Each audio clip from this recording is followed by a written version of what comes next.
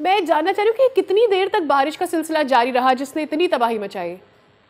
یہ تقریباً کوئی 7 سے 10 منٹ تک بارش کا سلسلہ جاری رہا. اس کے بعد جہاں سیاح جو ہے سیر و تفریح کر رہے تھے، کوئی سفر میں مصروف تھا، اچانک جو ہے سیلاب نے ان کو گھیر لیا ہے.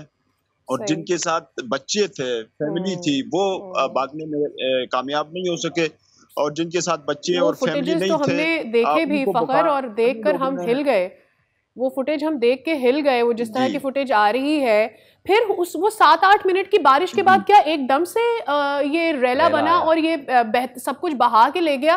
کیا یہ ہوا تھا؟ اور پھر کچھ دنوں پہلے کتنی بارشیں ہوتی رہی ہیں گلگت بلتستان میں، اور ان کا سپیل کتنا بڑا تھا؟ دیکھیں، ہفتہ پہلے سے تو ہلکی پھلکی بارش ہو رہی تھی، اور خاص کر چلاس کے علاقے میں ابر رحمت برس رہا تھا. ہفتہ پہلے سے ہمیں لگتا تھا کہ یہاں پر جو ہے نا زمین کافی سخت ہو چکی ہے.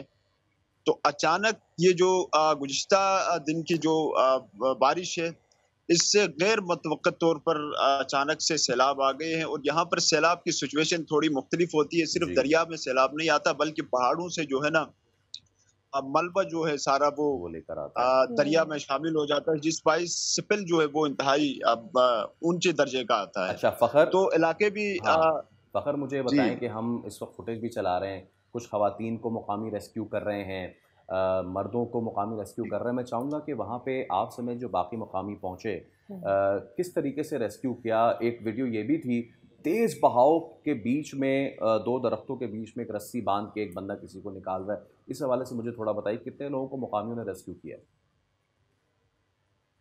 دیکھیں سر، ابتدائی جو فرسٹ وہ ہے، اس میں اطلاعات کے مطابق مقامی جو لوگ ہیں، جب ہم وہاں پہنچے تو سب سے زیادہ جو مسافر ریسکیو ہوئے تھے وہ مقامی لوگوں کی ہی مدد سے ہوئے تھے، چونکہ مقامی لوگ وہاں موجود ہوتے ہیں.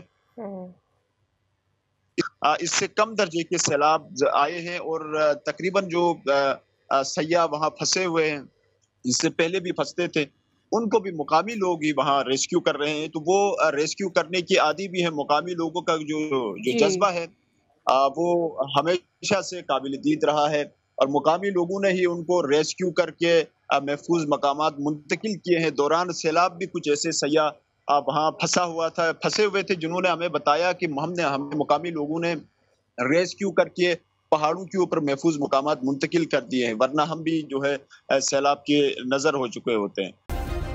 سبسکرائب کریں اور بیل دبائیں تاکہ کوئی خبر رہ نہ جائے.